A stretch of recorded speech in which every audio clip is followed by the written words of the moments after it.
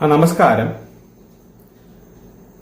ഞാൻ ഇന്ന് പറയാൻ ഉദ്ദേശിക്കുന്ന വിഷയം, പലരും എന്നെ വിളിച്ച് പറയുന്ന ഒരു പ്രധാന കാര്യം, വിഷയങ്ങള്, പ്രശ്നങ്ങള്, വഴക്ക്, ഇപ്പോൾ ഓഫീസിലാണെങ്കിലും വീട്ടിലാണെങ്കിലും ഭാര്യ ഭർത്താവ് തമ്മിലുള്ള ഇതിലൊക്കെ ആണെങ്കിലും ഒക്കെ അങ്ങോട്ടും ഇങ്ങോട്ടും എല്ലാം ഭയങ്കരമായ വിഷയങ്ങളും പ്രശ്നങ്ങളും ഒക്കെ നടക്കുമ്പോൾ നമ്മൾ സ്വാഭാവികമായിട്ടും ദേഷ്യം വന്നു പോകും, വല്ലതൊക്കെ വിളിച്ച് പറഞ്ഞു പോകും.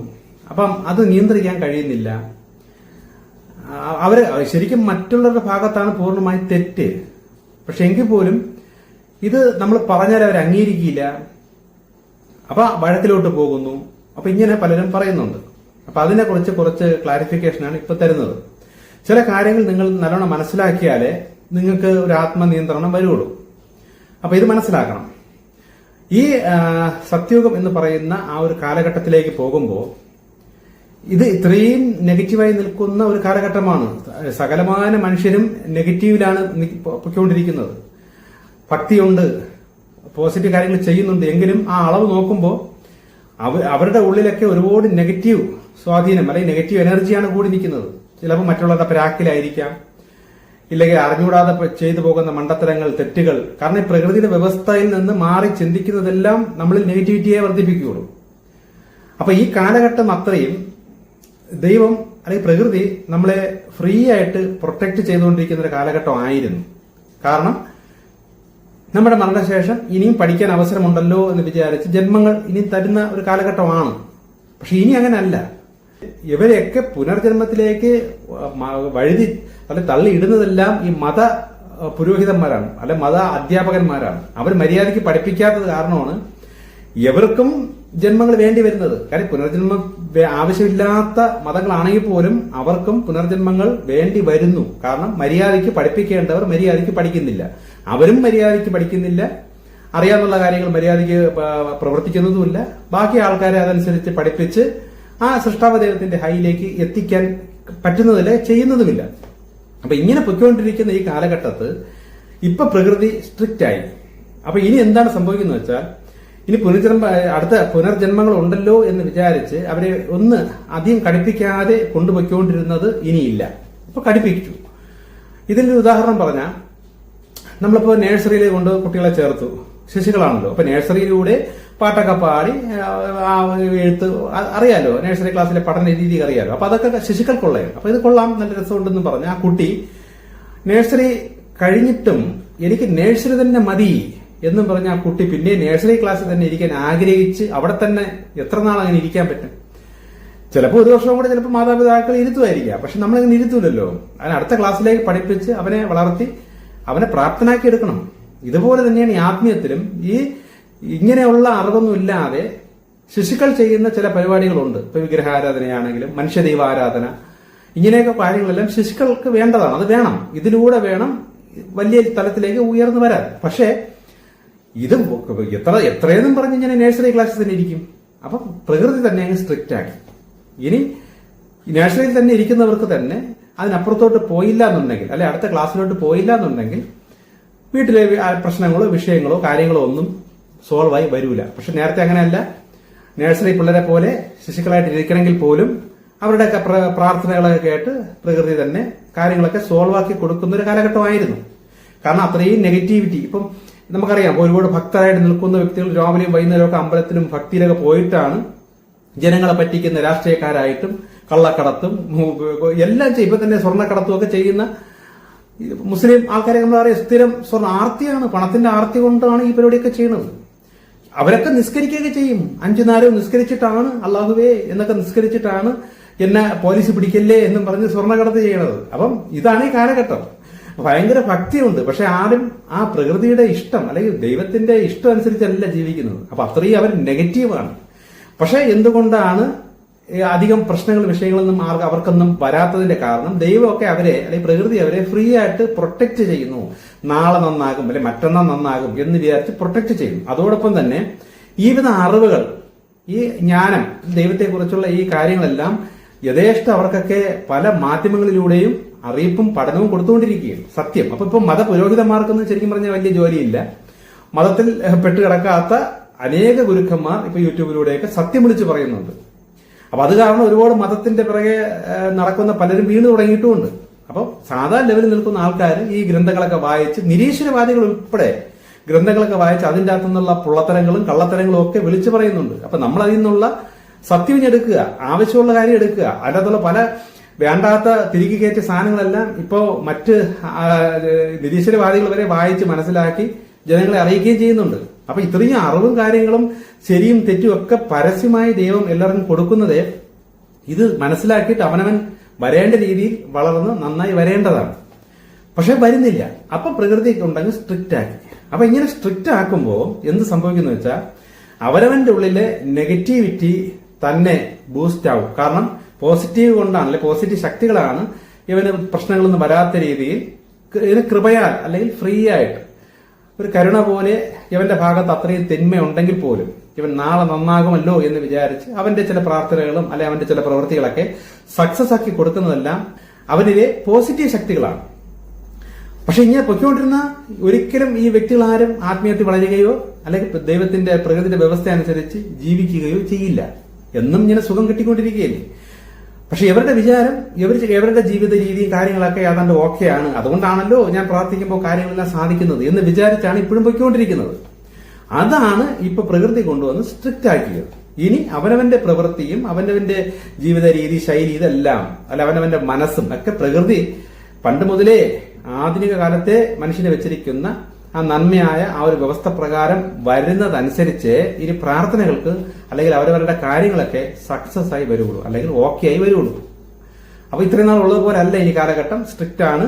നമ്മുടെ ഭാഗത്ത് നമ്മൾ പോസിറ്റിവിറ്റി കയറ്റിയാലേ നമ്മളിലുള്ള നെഗറ്റീവ് തന്നെ മാറി അല്ലെങ്കിൽ അത് ഒതുങ്ങി നമ്മുടെ കാര്യങ്ങളെല്ലാം സക്സസ് ആവുള്ളൂ. ഇപ്പൊ നേരത്തെ അങ്ങനെ അല്ലായിരുന്നു. എത്രത്തോളം നമ്മൾ നെഗറ്റീവ് ഉണ്ടെങ്കിൽ പോലും നമ്മളിപ്പോ ഒരു 95% നെഗറ്റീവായി നിൽക്കുന്ന ഒരാളാണെങ്കിൽ പോലും ഒരു പ്രശ്നമോ വിഷയമോ വരുമ്പോൾ ദൈവമേ എന്റെ കാര്യം സാധിച്ചറിഞ്ഞേ എന്ന് പറഞ്ഞാൽ അതങ്ങ് സാധിച്ചു കൊടുക്കുന്ന രീതി ഉണ്ടായിരുന്നു. അതിനിയില്ല. ഇപ്പൊ ഇങ്ങനെ വരുമ്പോ സകല മനുഷ്യർക്കും ഇപ്പൊ ഞാൻ നേരത്തെ പറഞ്ഞതുപോലെ ആർക്കും ഈ അറിവും കാര്യങ്ങളൊക്കെ യൂട്യൂബിലൂടെയും ഫേസ്ബുക്ക് ഇങ്ങനെയൊക്കെ അറിവ് കിട്ടുന്നുണ്ട്. പക്ഷെ ആരും ആ കിട്ടുന്ന അറിവനുസരിച്ച് നന്നാവാൻ ആരും ആഗ്രഹിക്കില്ല. കാരണം എവിടെയെങ്കിലും 4 കാശുണ്ടെങ്കിൽ കാശ് കൊടുത്ത് കാര്യങ്ങൾ സോൾവ് ആകാം. അതിൽ എളുപ്പ വഴി സ്വന്തം പ്രവൃത്തി അല്ലെങ്കിൽ സ്വന്തം മനസ്സും സ്വന്തം ജീവിത ശൈലിയൊക്കെ നന്നാക്കി നമ്മൾ കാര്യം നേടുക എന്ന് പറയുന്നത് അത്ര പാടാണ്. കാര്യം ഈ തിന്മയിൽ സുഖിച്ച് ആ ഒരു രീതിയിൽ വളർന്നുകൊണ്ടിരിക്കുകയല്ലേ. അപ്പൊ അത് ആർക്കും അങ്ങോട്ട് ഇഷ്ടമില്ല.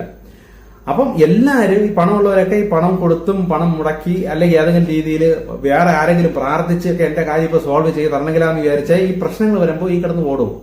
അപ്പൊ ദൈവം എന്ത് ചെയ്യുന്നു, അല്ലെങ്കിൽ പ്രകൃതി എന്ത് ചെയ്യുന്നു, ഇങ്ങനെയുള്ള വ്യക്തികളിലൂടെയുള്ള പ്രവൃത്തിയൊക്കെ ഇപ്പോ നിർത്തിക്കൊണ്ടിരിക്കുകയും.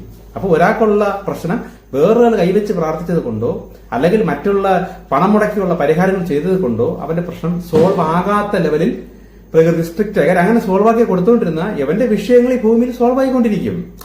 ഇങ്ങനെ ഓരോ വിഷയം വരും, എന്തെങ്കിലുമൊക്കെ ചെയ്ത് ഏതെങ്കിലും ദേവി ദേവന്മാർക്ക് അല്ലെങ്കിൽ ഏതെങ്കിലും പള്ളിയിലോ അമ്പലത്തിലോ ഒക്കെ എന്തെങ്കിലും ചെയ്യുന്നു, പ്രശ്നം സോൾവ് ആക്കുന്നു. ഇല്ലെങ്കിൽ ഇത് കരഞ്ഞു വിളിക്കുന്നു, പ്രശ്നം സോൾവ് ആക്കുന്നു. ഇങ്ങനെ ഇവൻ വയസ്സായി മരിച്ചാൽ ഈ ആത്മാവ് എങ്ങോട്ട് പോകും? കാരണം മനസ്സ് നന്നായിട്ടില്ലല്ലോ. ആത്മാവ് നമ്മൾ ഉപബോധ മനസ്സ് അതങ്ങോട്ട് നന്നായിട്ടില്ലല്ലോ. അത് പഴയ സ്വഭാവത്തിൽ തന്നെ കിടക്കുകയും. പക്ഷെ വിഷയങ്ങൾ സോൾവ് ആക്കി അവന്റെ ആയുസ് തീർന്നു. അപ്പൊ പിന്നെ അടുത്ത ജന്മം കൊടുക്കേണ്ടി വരും. ഇനിയാണെങ്കിൽ ജന്മങ്ങളില്ല. അപ്പൊ ഇപ്പൊ എന്ത് ചെയ്തു?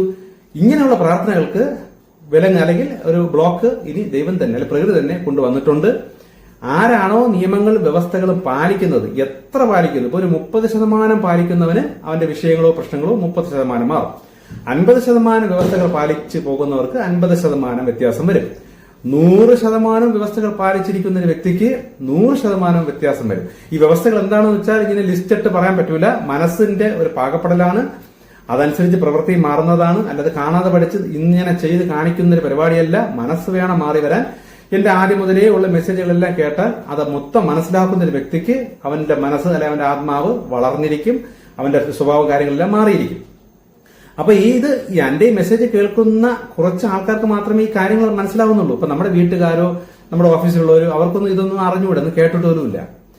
അപ്പൊ അവരുടെ പഴയ ലെവലിൽ ജീവിക്കുകയാണ്. പക്ഷെ പ്രകൃതി എന്ത് ചെയ്തു? കാലഘട്ടം ചേഞ്ച് ആയിട്ടുണ്ട്, മാറ്റങ്ങൾ വരുത്തിയിട്ടുണ്ട്, സ്ട്രിക്റ്റ് ആണ്. അപ്പൊ അവരുടെ വിഷയങ്ങളും പ്രശ്നങ്ങളെല്ലാം കൂടി വരും. അവർ ഇത്രയും നാൾ ഉണ്ടായിരുന്ന സുഖമൊന്നും എനിക്ക് കിട്ടൂല.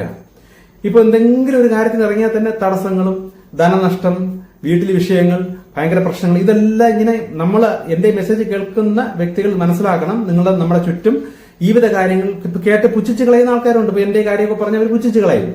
പക്ഷെ അവർക്കൊക്കെ സ്ട്രിക്റ്റ് ആയി. പ്രകൃതി മൊത്തം സ്ട്രിക്റ്റ് ആണ്. ഇപ്പം പ്രകൃതി വെച്ചാൽ ഈ ഭൂമിയിലാണ് ഇപ്പോഴത്തെ ഈ പരിപാടി നടക്കുന്നത്. മൊത്തം സ്ട്രിക്റ്റ് ആണ്. അപ്പൊ അവർക്ക് ഇത്ര നാളുള്ള സുഖം ഇനി കിട്ടൂല. അപ്പൊ ഇവരെന്ത് ചെയ്യും? സ്വന്തം ബുദ്ധിയിൽ ഇത്ര നാളും ചെയ്തുകൊണ്ടിരുന്നതൊക്കെ തന്നെ ഭയങ്കരമായ രീതിയിൽ ചെയ്യും. ഇപ്പൊ അമ്പലങ്ങളിൽ ഭയങ്കരമായ തിരക്ക് വരും. കാരണം പ്രശ്നങ്ങൾ കൂടുന്തോറും അമ്പലങ്ങളിൽ ആൾക്കാരുടെ പോക്ക് കൂടും. പൂജകളുടെ ലെവല് മാറും. പണം കൊണ്ട് വാരിക്കളയും. കാരണം എന്താ വെച്ചാൽ പ്രശ്നങ്ങൾ മാറുന്നില്ല. അപ്പൊ കൂടുതൽ ഭക്തി അങ്ങോട്ട് കൂടും.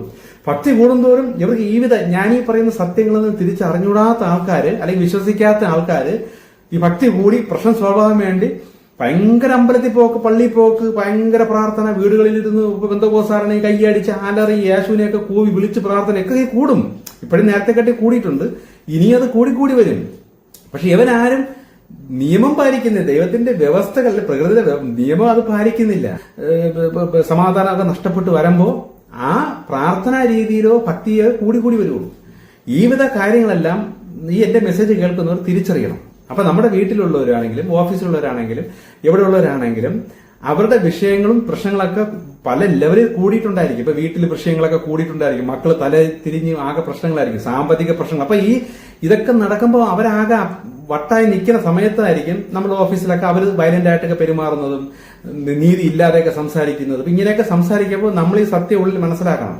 നമ്മളൊന്ന് ക്ഷമിച്ച് നിൽക്കുക, അതേ പറ്റുള്ളൂ. പിന്നെ ചിലരുണ്ട് നല്ല സുഖത്തിലൊക്കെ ഇരുന്നും കൊണ്ട് കീഴ് ജീവനക്കാരെയോ അല്ലെങ്കിൽ വീട്ടിലെ ബാക്കി പാപം എന്ന് വളരെ പാവമെന്ന് കാണുന്ന വ്യക്തികളായിട്ട് മനഃപൂർവ്വം ഹറാസ് ചെയ്യുന്ന ചില വ്യക്തികൾ കാണും. നമുക്കതറിയാം. നിങ്ങൾ അവരെ വീക്ഷിക്കണം. അവരുടെ അടിസ്ഥാന സ്വഭാവം എങ്ങനെയാണോ, അതോ എന്തെങ്കിലും വിഷയത്തിന്റെ പ്രശ്നം അവരെ അപ്സെറ്റ് ആയിട്ട് നിന്നും കൊണ്ട് അവര് നമ്മളുടെ അടുത്തൊക്കെ വയലൻസ് കാണിക്കണം. കാരണം അവരാകെ മെന്റലി ബ്ലാങ്കായി അല്ലെങ്കിൽ ടോർച്ചറിങ് ഒക്കെ അനുഭവിച്ചുകൊണ്ടിരിക്കുന്ന സമയത്തൊക്കെ അവർ മറ്റുള്ളവരുടെ അടുത്തും ഇറിറ്റേറ്റഡ് ആയിട്ട് പെരുമാറും. അത് നമ്മൾ അഡ്ജസ്റ്റ് ചെയ്യണം. നമ്മൾ മനസ്സിലാക്കണം. കാരണം എന്താണ് ഈ കർമ്മഫലങ്ങൾ ഒരു വശത്ത് അനുഭവിക്കുന്നതാണ് അവരൊക്കെ. മറുവശത്ത് പ്രകൃതി സ്ട്രിക്റ്റ് ആയത് കാരണം അവരവരുടെ നെഗറ്റിവിറ്റി അവർ തന്നെ അനുഭവിച്ച് തീർക്കുകയാണ്. കാരണം അവർക്കിനി ഇത്ര നാളും അങ്ങനെ അല്ലല്ലോ. അപ്പൊ എത്ര നെഗറ്റീവ് ഉണ്ടെങ്കിലും പോസിറ്റീവ് ശക്തികൾ അവരുടെ കാര്യങ്ങൾ സഹായിച്ചു കൊടുത്തുകൊണ്ടിരിക്കുകയായിരുന്നു. ഇപ്പൊ അത് സാധിക്കുന്നില്ല. അപ്പൊ ഇവരുടെ അടുത്ത് നമ്മൾ ആകെ വട്ടളവി ഇളവി ഭ്രാന്തെടുത്ത് അവസാനം അവര് കാമാവും. എപ്പോഴെങ്കിലും കാമായിട്ട് നിരാശയായിട്ട് രീതിയിൽ നിങ്ങളോട് എന്തെങ്കിലും സംസാരിക്കുമ്പോൾ നിങ്ങൾ ഈ കാര്യങ്ങൾ അല്പം ഒന്ന് പറഞ്ഞു കൊടുക്കണം. പണ്ടത്തെ പോലെ അല്ല കാലഘട്ടം, ഇങ്ങനെയാണ് അങ്ങനെയാണെന്ന് പറഞ്ഞു കൊടുക്കണം. അപ്പൊ അങ്ങനെ നിങ്ങൾ പറഞ്ഞു കൊടുക്കേണ്ടി വരും. കാരണം ഇപ്പൊ എന്റെ മെസ്സേജ് കേൾക്കുന്ന നിങ്ങളാണ് ശരിക്കും പറഞ്ഞ ദൈവത്തിന്റെ ആദ്യ ഫലം ആയിട്ട് ഈ സത്യയുഗത്തിലേക്ക് വേണ്ടി പ്ലാൻ ചെയ്ത് പഠിപ്പിച്ചുകൊണ്ടിരിക്കുന്ന നിങ്ങളാണ്. അതുകൊണ്ടാണ് നിങ്ങൾ ഇത്രയും പേരും എന്റെ മെസ്സേജ് കേൾക്കുകയും ഇഷ്ടപ്പെടുകയും ചെയ്യുന്നത്. അപ്പൊ നിങ്ങളിലൂടെ മറ്റുള്ളവരെ നിങ്ങൾ സഹായിക്കണം.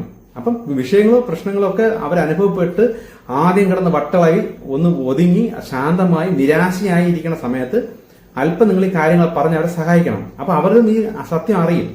അപ്പൊ അവരുടെ ഭാഗത്ത് എവിടെയെങ്കിലും അവർക്ക് തന്നെ അറിയാം, അറിഞ്ഞുകൊണ്ട് ചെയ്യുന്ന പല നെഗറ്റീവ്സ് അവർക്ക് തന്നെ അറിയാൻ പറ്റും. നിങ്ങൾ ചെയ്യുന്ന തെറ്റുകൾ അറിഞ്ഞുകൊണ്ട് തെറ്റാണെന്ന് അറിഞ്ഞിട്ടും ചെയ്തുകൊണ്ടിരിക്കുന്ന എന്തെങ്കിലും തെറ്റുകൾ ഉണ്ടോ എന്ന് ചോദിച്ചാൽ അവർക്ക് തന്നെ അറിയാം ഇന്നതൊക്കെ തെറ്റാണ്.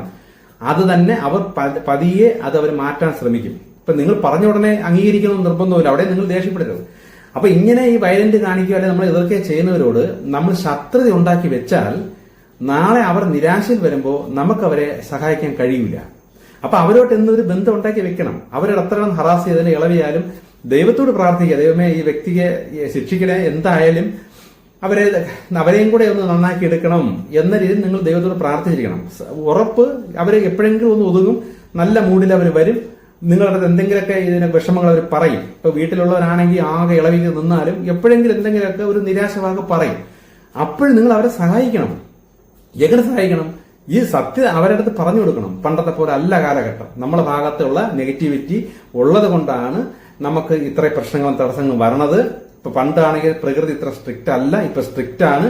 നമ്മൾ പോസിറ്റീവ് ആകാതെ നമ്മുടെ കാര്യങ്ങൾ ദൈവം സാധിച്ചു തരില്ല എന്ന ഈ ഒരൊറ്റ കാര്യം ആദ്യം ഒന്ന് പറയുക. അപ്പൊ അതെന്താണ് എങ്ങനെയാണെന്ന് അവർ രണ്ടാമത് ചോദിക്കുമ്പോൾ അവരെ പിന്നെ സഹായിക്കേണ്ടി വരും. പക്ഷെ അവർ വയലന്റ് ആയിരിക്കുന്ന സമയത്ത് നിങ്ങൾ അതിനപ്പുറം വയലന്റായി ഒരു ശത്രുത ഉണ്ടാക്കി വെച്ചാൽ പിന്നെ അവരെ സഹായിക്കും? ഇപ്പൊ എന്റെ മെസ്സേജ് കേൾക്കുന്ന ഓരോ വ്യക്തികളും ഓരോ സ്ഥലത്ത് ഓരോ ദേശത്ത് ഓരോ വീടുകളിൽ ഒരാൾ വെച്ചൊക്കെ ആയിരിക്കും ഉള്ളത്. അപ്പൊ നിങ്ങളിലൂടെയാണ് ദൈവം അവരെ മറ്റുള്ളവരെ സഹായിക്കാൻ പ്ലാൻ ചെയ്തുകൊണ്ടിരിക്കുന്നത്. അപ്പൊ നിങ്ങളത് മനസ്സിലാക്കിയിട്ട് ഈ ഒരിക്കലും ശത്രുതയായിട്ട് അല്ലെങ്കിൽ ഒരു വിരോധം ഉണ്ടാക്കി വെക്കരുത്. കാര്യം എപ്പോഴും വേണോ അവര് നിങ്ങളുടെ അടുത്ത് താന്ന് വരെ ദൈവം കൊണ്ടുവരുവര്. ഇപ്പൊ ഇപ്പൊ നിങ്ങൾ കറക്റ്റ് റൂട്ടിൽ അല്ലെങ്കിൽ ദൈവിക വഴി നിൽക്കുമ്പോൾ ഇങ്ങനെയുള്ള ചില വിഷമങ്ങളും പ്രശ്നങ്ങളൊക്കെ ഇതിന്റെ കൂട്ടത്തിൽ ഉണ്ട്. പക്ഷെ നിങ്ങൾ ഈ വസ്തുത മനസ്സിലാക്കി കഴിഞ്ഞാൽ ഇതൊക്കെ അങ്ങ് ക്ഷമിച്ചു വിടാവുന്നതേ ഉള്ളൂ.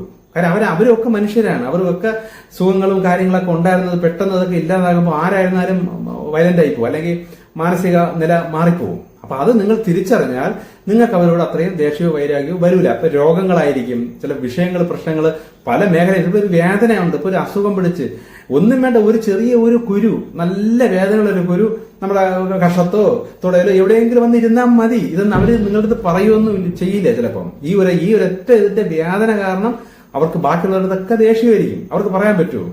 അപ്പൊ ഇങ്ങനെ പല സിറ്റുവേഷനും അവർക്ക് വരും. ഇത് ഒരു വശത്ത് കർമ്മഫലം അനുഭവിക്കുന്നതാണെന്ന് മനസ്സിലാക്കണം, മറുവശത്ത് പ്രകൃതി സ്ട്രിക്റ്റ് ആയതുകൊണ്ടാണ് ഇങ്ങനെ അനുഭവിപ്പിക്കുന്നത്. പോസിറ്റീവ് ആവാതെ ഇനി ആർക്കും ഒരു രക്ഷയില്ല. ഇങ്ങനെയാണ് ഈ സത്യയുഗം പെർഫെക്റ്റ് ആക്കി അല്ലെങ്കിൽ പോസിറ്റീവ് ആക്കി ദൈവം കൊണ്ടുവരുന്നത്. നമ്മുടെ പ്രവൃത്തി എത്രത്തോളം പോസിറ്റീവ് ആകുക അത്രത്തോളം ഈ നെഗറ്റിവിറ്റി താരും. ആ നെഗറ്റിവിറ്റി താരുന്നതനുസരിച്ച് നമ്മുടെ കാര്യങ്ങളെല്ലാം താനെ ഓക്കെ ആക്കിക്കൊണ്ടിരിക്കും. അപ്പൊ എന്റെ ലക്ഷ്യം അല്ലെങ്കിൽ എന്റെ വഴി, എനിക്ക് ദൈവം പറഞ്ഞിരുന്ന വഴി, വിഷയങ്ങളും പ്രശ്നങ്ങളുമായിട്ട് വരുന്ന വ്യക്തികൾക്ക് ഈവിധ കാര്യങ്ങൾ, ഈ സത്യങ്ങൾ അറിയിക്കുക. അപ്പൊ അവർക്ക് തന്നെ നോക്കുമ്പോൾ അവരുടെ കുടുംബത്തിൽ എവിടെയൊക്കെയാണ് എന്തൊക്കെയാണെന്നുള്ളത് അവർക്ക് തന്നെ മനസ്സിലാവും. പക്ഷെ മനസ്സിലാവണമെങ്കിൽ എന്റെ മെസ്സേജുകളൊക്കെ കേട്ട് ഈ ശരിയും തെറ്റുകളും, നീതി ന്യായം, ഇതെല്ലാം ദൈവത്തിന്റെ പ്രകൃതിയുടെ ഒക്കെ ഞാൻ എന്റെ മെസ്സേജിലൂടെ പറയുന്നത് കേട്ട് മനസ്സിലാക്കിയാലേ സ്വന്തം ജീവിതത്തിലും കുടുംബത്തിലും എവിടെ തെറ്റിപ്പോകുന്നു, അല്ലെങ്കിൽ എവിടെയാണ് മണ്ടത്തരം പറ്റിപ്പോണത്, അല്ലെങ്കിൽ അറിവില്ലായ്മയിൽ നമ്മൾ ചെയ്തു പോകുന്ന കാര്യങ്ങൾ എന്തൊക്കെയാണെന്നൊക്കെ തിരിച്ചറിയാൻ പറ്റുള്ളൂ. അപ്പൊ അത് നിങ്ങൾ തിരിച്ചറിഞ്ഞാൽ നിങ്ങൾക്ക് തന്നെ ഇത് സോൾവ് ആക്കി മുന്നോട്ട് പോകാം. ഓക്കെ, ഇനി ചില കാര്യങ്ങളൊക്കെ അടുത്തത്.